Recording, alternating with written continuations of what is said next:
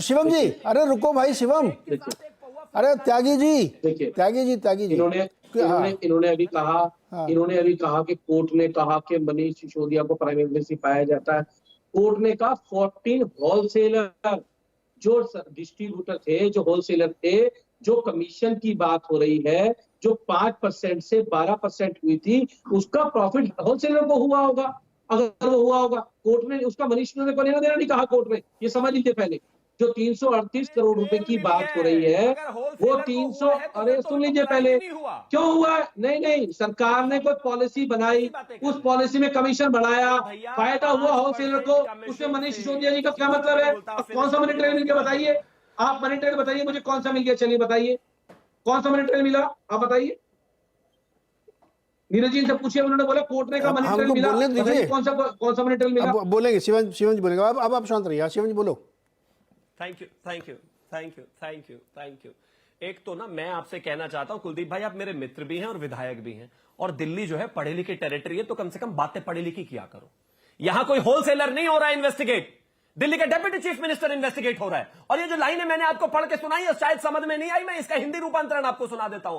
Court कहता है कि प्राइमा फेसाई दिल्ली के deputy chief minister Manish Sisodia जो है, इसमें पीएमएलए के इन चार्जेस में, इनमें से एक चार्जेस में फ्रेम लगते हैं प्राइमा फेसाई, और इसकी मनी ट्रेल और बहुत सारा मटेरियल मिला है जो ये साबित करता है प्राइमा फेसाई कि 338 करोड़ रुपए का घोटाला हुआ है। यानी कि जो लिकर फीस आपने 5% से बढ़ाकर 12% करी थी और उसमें 338 करोड़ रुपए फायदा हुआ होलसेलर्स का, वो पैसा, उस पैसे की चेन मनीष सिसोदिया तक स्टैब्लिश हो रही है। इस वजह से उनको बेल नहीं मिली, कोई और वजह नहीं है। बड़ी सीधी सी बात है। और ये दुनिया भर की बातें छोड़िए कि हम इतने चुनाव जीत गए। अरे एक मिनट बताओ ये भाई, एक मिनट सुनो ना, ये लोगों ने यहाँ अद्धा पौवा पिलाने के लिए, एक के साथ एक फ्री पिलाने के लिए सरकार में नहीं बिठाया था, उनको नहीं पता। सुनो अरे भाई 20 मिनट हो गए 20 मिनट हो गए। अब दोनों लोग रुको, अभी संजय जी के पास। संजय जी, नहीं मुझे जवाब का मौका दीजिए जरा एक बार। अच्छा ले लो सर, आप 30 सेकंड आप जवाब दे दो, फिर संजय जी के पास जाता हूँ। बोलो सर। देखिए इन्होंने अभी पढ़ दिया, इन्होंने सारा कुछ बता दिया कि कमीशन बढ़ाई, ये किया वो किया। मैं फिर बार कह रहा हूं, अगर कमीशन बढ़ाई तो उसका प्रॉफिट होलसेलर को हुआ, और कहा सुप्रीम कोर्ट ने कहा, कुलदीप जी सर पॉइंट समझ गया आपका मैं। आप सर आप समझे नहीं कुलदीप जी, आप तो केस कोई उल्टा खड़ा कर दे रहे हो। मामला क्या है कि शराब की लाइसेंस पॉलिसी बदली गई, लाइसेंस फीस बढ़ाई गई, कमीशन बढ़ाया गया, और उससे जो मुनाफा कमाया ठेकेदारों दारू वाली कंपनियों ने, उन्होंने आपको किकबैक किया, ये आरोप है। अभी कमाएगा तो डेफिनेटली वही कमाएगा ना जो ठेकेदार है, जो दारू की दुकान खोले हुए। आप थोड़ी कमा लोगे डायरेक्ट, वो किकबैक का केस है, दैट इज द केस। अब रुको सर, अभी रुको ना, पॉइंट आप लोगों ने ले लिए, अभी दोबारा आऊंगा, बहुत समय, अभी तो पूरा 1 घंटा आप ही लोगों को बात करनी है। संजय जी, मामला बहुत उलझा दिया इन लोगों ने, शिवम जी ने और सब लोगों ने मिला के एकदम। अब मेरे को ये बताओ कि केजरीवाल जी इसमें कहाँ से आ गए? उनका तो कोई साइन भी नहीं होता कहीं पे, ना उनका लेना ना देना, उनको ही बुला लिया पूछताछ के लिए, क्यों?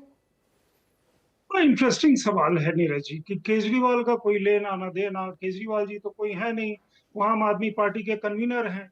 जो कन्वीनर हर 2-3 साल में मेरे ख्याल में उनके कॉन्स्टिट्यूशन के मुताबिक बदला जाना था, उस कन्वीनर को रहना नहीं था। तो वो कन्वीनर भी हैं, दिल्ली के मुख्यमंत्री भी हैं, लेकिन उनके पास कोई प्रभार नहीं है, किसी फाइल पे साइन नहीं करते। तो मतलब क्या मान लिया जाए कि अरविंद केजरीवाल एक लेमडक चीफ मिनिस्टर हैं, वो चीफ मिनिस्टर के और नाम के हैं, और सारा का सारा कुछ मनीष सिसोदिया, सत्येंद्र जैन, उनके 2 जो क्लोजेस्ट लोग थे वो चलाते थे। या एज पार्टी कन्वीनर, मतलब आप शुरू से देख लीजिए, एक विडंबना है केजरीवाल जी के साथ। केजरीवाल जी के साथ जो भी करीब होता है वो या तो किसी कारण से स्वयं, मतलब वो दरकिनार हो जाता है या भस्म हो जाता है, या बाद में उसके बारे में कुछ ऐसे सवाल उठ जाते हैं कि उनकी राजनीति ही खत्म हो जाती है। आप शुरू से देख लीजिए, मतलब इंडिया अगेंस्ट करप्शन डेज से, उसके बाद जब पार्टी बनी, उसके बाद से अभी तक का केस।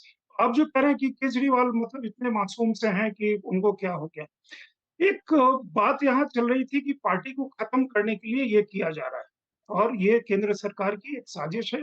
और ये भी बताया गया कि अरविंद केजरीवाल दिल्ली में चुनाव जीत करके आए। देखिए, केजरीवाल मुझे लगता है कि सबसे बड़े दुश्मन वो हैं अब मतलब वो उनकी पार्टी में कौन लोग आए हैं और कौन लोग एक-एक करके खत्म हो गए, फिर नए लोग आते हैं। आप मतलब मनीष सिसोदिया क्लोज़ेस्ट थे जिनको वो भारत रत्न देना चाहते थे। गुजरात के चुनाव में उन्होंने अनाउंस किया कि मनीष सिसोदिया के घर पे आज रेड पड़ गई और 6% हमारा वोट बढ़ गया। और जब अगर उनको अरेस्ट आज कर लिया जाएगा, कल कर लिया जाएगा, हर दिन ये अनाउंसमेंट होता था। आप देखते थे ना, कर लो, अरविंद को उसको वो कर लो, और बहुत मुस्कुराते हुए इस बात को कहते हैं। जब वो हो गए, तो फिर मतलब ठीक है, 36% वोट ये हो जाना चाहिए लोगों का, मतलब इस तरह का एक जन सलाब उमड़ना चाहिए। जी। केजरीवाल जी अपने दुश्मन स्वयं हैं। वो जो कहते हैं उसका विपरीत करते हैं। किसी ने ये नहीं कहा कि अरविंद केजरीवाल जी, आप कहते थे कि घर नहीं तो शीश महल खड़ा कर लो, जिसमें इतना मतलब सब कुछ जो हम लोगों ने चित्र देखे या बाकी वो वीडियो देखा, या किस तरह का आचरण होना चाहिए पब्लिक लाइफ में, या बाकी चीजें होनी चाहिए, या पार्टी किस तरह का होना चाहिए, जो और उसके ऊपर से नहीं ये कि संजय जी, मतलब वो ये चुनाव हार लिकर वाले से कैसे इनका इन्वॉल्वमेंट है, ये समझाइए हमें।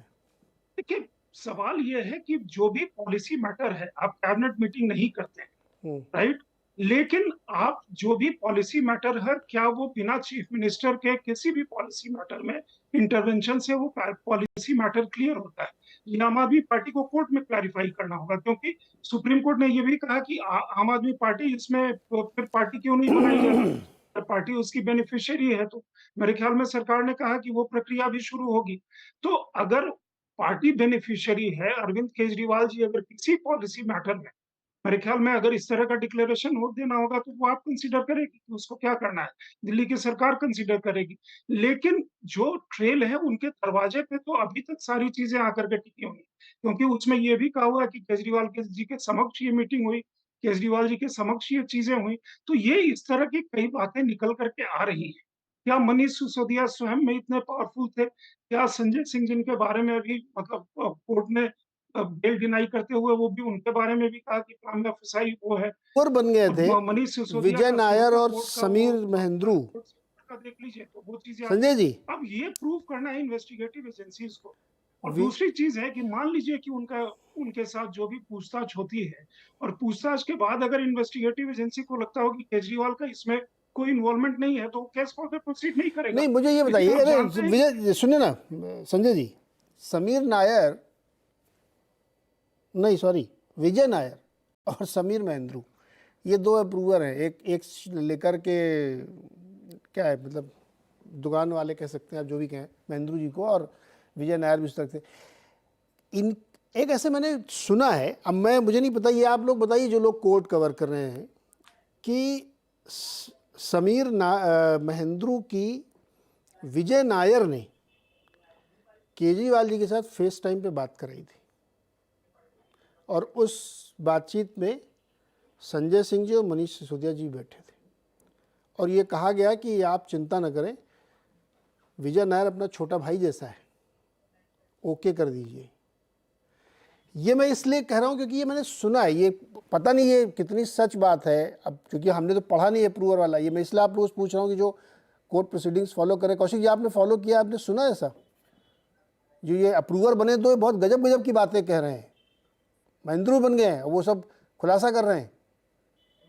देखिए, एक एक बात तो तय है, बार बार हम लोग इसी बात पे आ रहे हैं कि एक बात तो तय है कि भारतीय जनता पार्टी ने जिस तरह से आम आदमी पार्टी को घेरने का प्रयास किया है वो साफ दिखाई दे रहा है। अंततः जनता की अदालत में आम आदमी पार्टी को जाना है, यह भी बात सही है। जब जब भारतीय जनता पार्टी ने आम आदमी पार्टी को घेरने का प्रयास किया, दिल्ली में लोगों ने देखा है कि कितने वर्षों से बाहर है भारतीय जनता पार्टी। पिछली बार से जब से हमलावर हुई, एमसीडी भी वो उसके हाथ से चला गया है, उसे भी वो खो दी है। तो लगातार भारतीय जनता पार्टी का ये हमला आम आदमी पार्टी को कमजोर करने के बजाय वो मजबूत कर रहा है।